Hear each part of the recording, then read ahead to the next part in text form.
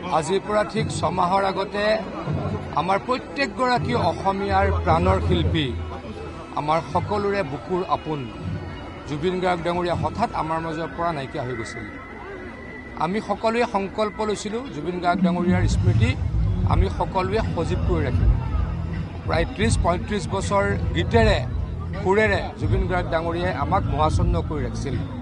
জাতিয়ে জুবিন গাৰ্গ ডাঙৰীয়াক বিশেষ কি দিব পাৰে কি দিব নোৱাৰে আমি এই কথা ক'ব নোৱাৰোঁ, কিন্তু জাতিটোৱে কি কৰিব পাৰে জুবিন গাৰ্গ ডাঙৰীয়াৰ স্মৃতি প্ৰত্যেক দিনাই সজীৱ কৰি ৰাখিব পাৰে। তাৰেই কাম আৰম্ভ আমি কৰিছোঁ।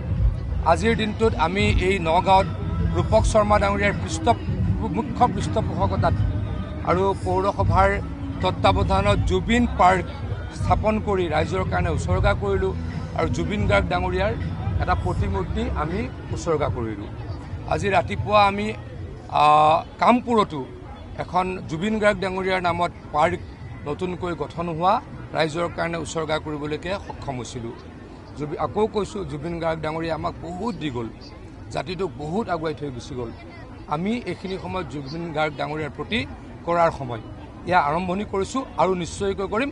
জুবিন গাৰ্গ ডাঙৰীয়াক অসমৰ মানস পটত নহয় বিশ্বৰ মানস পটত আমি জীয়াই ৰাখিম।